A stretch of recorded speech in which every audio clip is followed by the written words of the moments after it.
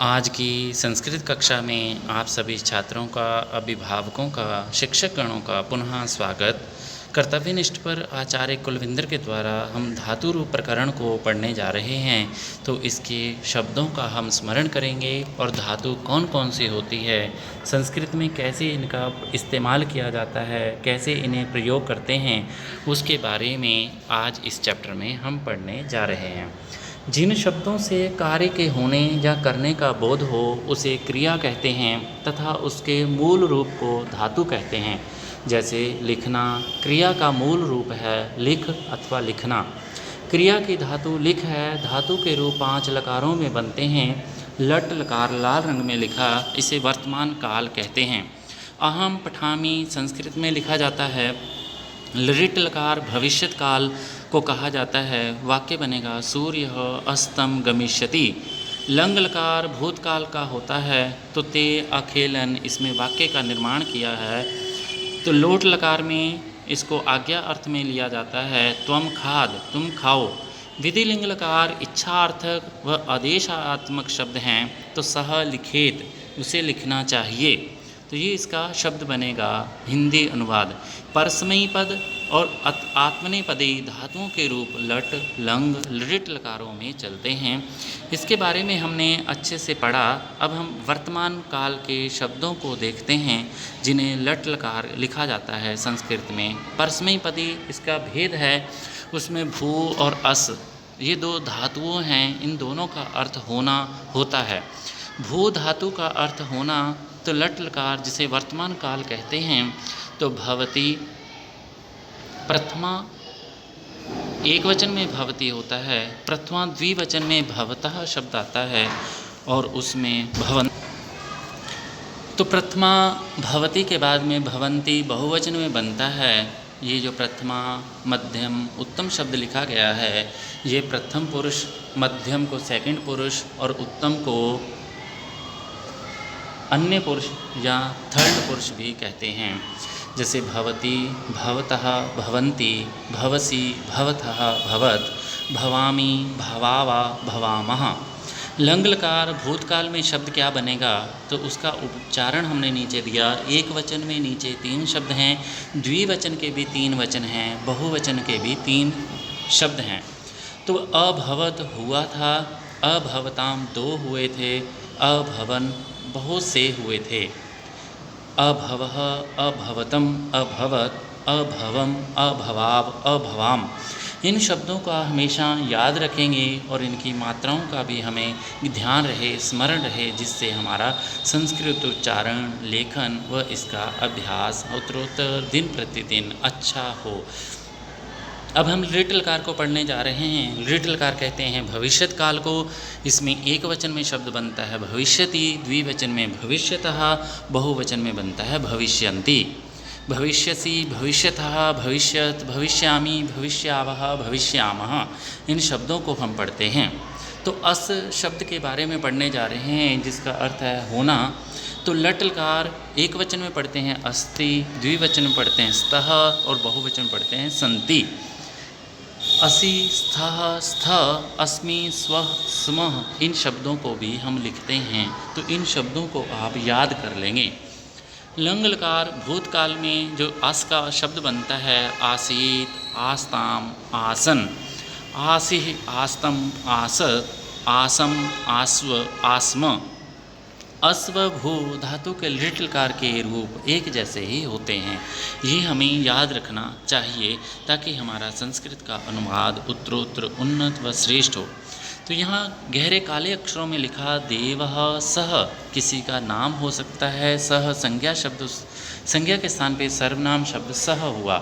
तो हमने सह के साथ अस्ति या भवति दोनों ही लिखते हैं। तो देवः अस्ति या सह भवति, दोनों का अर्थ है देव है या वह है।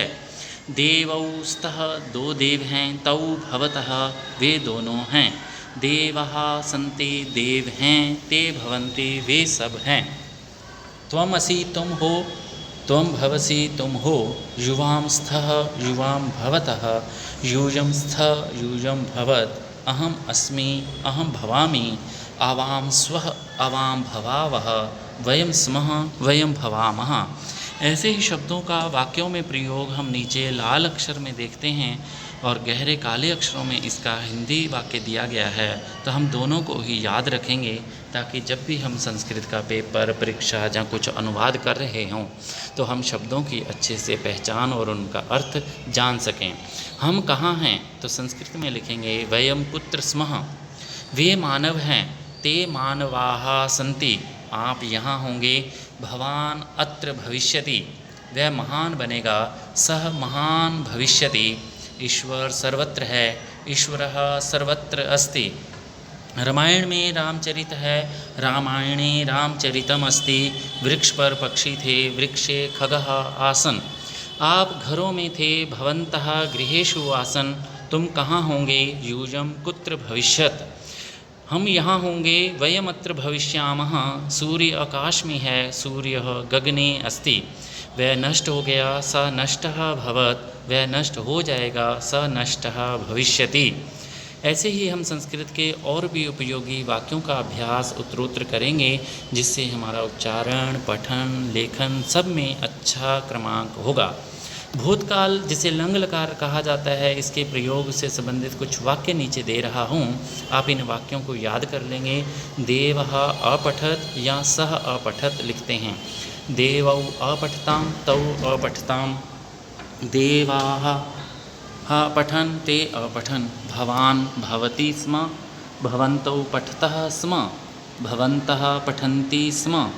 एषा सा स्त्रीलिंग के लिए लिखा जाता है अपठत, एते ते अपठताम, एताः ताः अपठन्। स्त्रीलिंग में पठति स्म, पठतः स्म, पठन्ति स्म सेम ही रहता है। मित्रम अपठत में नपुंसकलिंग में पठति स्म लिखते हैं और मित्रे अपठताम, दो मित्र पढ़ते थे, मित्राणि अपठन, बहुत सारे मित्र पढ़ते थे। त्वम अपठः, तुम पढ़ो, युवाम अपठतम, तुम दोनों पढ़ो, यूयम अपठत, तुम दोनों पढ़ते थे। अहम अपठम, मैं पढ़ता था, अवाम अपठाव, हम दो पढ़ते थे, वयम अपठामा, हम सब पढ़ते थे। तो इन वाक्यों के अभ्यास के बाद हम भविष्यत काल, लिटिल काल के कुछ उदाहरण हम देखते हैं जिन्हें हम बड़े ही अच्छे स्पष्ट बनाए गए इस पेज के लिंक को आप देखेंगे, नोट करेंगे। भविष्यत काले लिटिलकार प्रयोग गम, रक्ष, हस, पा, खाद, भक्ष, चर और वध, ये धातुएं हैं। गम का अर्थ है जाना, रक्ष का अर्थ है रक्षा करना, हस का अर्थ है हंसना, प का अर्थ है पीना, खाद का अर्थ है खाना, भक्ष का अर्थ है खाना, चर का अर्थ है चरना, वध का अर्थ है बोलना। तो अब हम इसके रूप देखते हैं। जैसे गम शब्द को लिखा गया, गम मूल धातु है, सही का निशान जिसके आगे लगा है, आगे उसका एक वचन में प्रयोग किया गया गमिष्यति, द्विवचन में प्रयोग किया गमिष्यतः, बहुवचन में लिखा गया गमिष्यन्ति। रक्ष, रक्षयति, रक्षयतः, रक्षयन्ति। हस मैंने हंसना, हसिष्यति, हसिष्यतः, हसिष्यन्ति। गम का आगे छात्रः गमिष्यति, छात्र जाएगा, छात्रा गमिष्यति, छात्र कन्या जाएगी, मित्रम गमिष्यति, मित्र जाएगा। गम छात्रौ गमिष्यता, दो मित्र जाएंगे, छात्रे गमिष्यता, दो कन्याएं, दो बालिकाएं, दो छात्राएं जाएंगी, मित्रे गमिष्यता, बहुत से मित्र जाएंगे।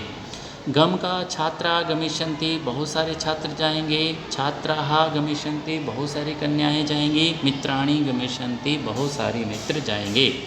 पा का पास्यसि, पास्यथः पास्यत, खाद का खादिष्यसि, खादिष्यथः खादिष्यत। भक्ष का भक्षिष्यसि, भक्षिष्यावः, भक्षिष्यामः शब्द बनता है।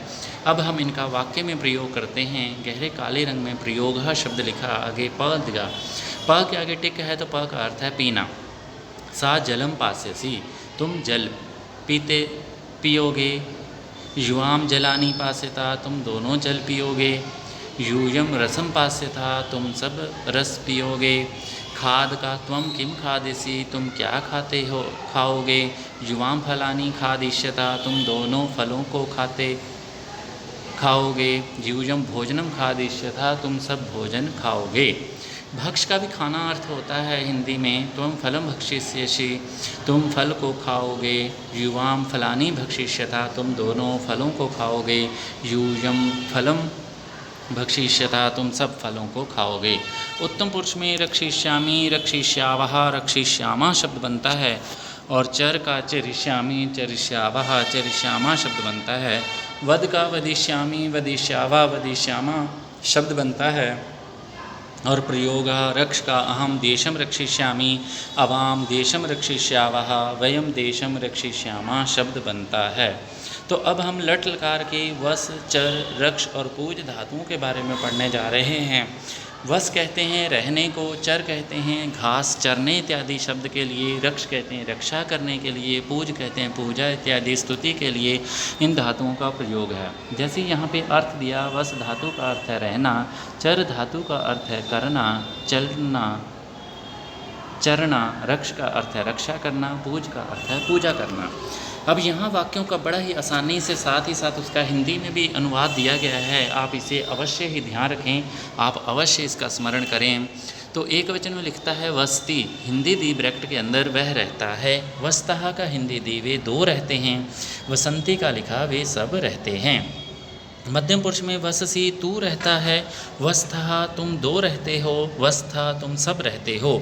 उत्तम पुरुष में वसामी मैं रहता हूँ, वसावा हम दो रहते हैं, वह असामा हम सब रहते हैं। चर धातु का हम शब्द बनाते हैं चरती, वह चरता है, चरतः वे दो चरते हैं, चरंती वे सब चरते हैं। तो चर का अर्थ है वह चरता है, चरतः वे दो चरते हैं, चरंती वे सब चरते हैं। चरसी तू चरता है, चरथः तुम दो चरते हो, चरथा तुम सब चरते हो। चरामी का अर्थ है मैं चरता हूँ, चरावाह का अर्थ होता है हम दो चरते हैं, चरामह कहते हैं हम सब चरते हैं। रक्ष का अर्थ है रक्षति वह रक्षा करता है, रक्षतः वे दो रक्षा करते हैं, रक्षन्ति वे सब रक्षा करते हैं। मध्यम पुरुष में रक्षसी, रक्षतः, रक्षथा होता है तो इनका उत्तर भी आप उत्तरोत्तर क्रम से देखेंगे। आज की संस्कृत कक्षा में आप सबका पुनः धन्यवाद। कर्तव्यनिष्ठ पर संस्कृत अध्ययन के लिए आप इन धातु के बारे में पढ़ रहे थे।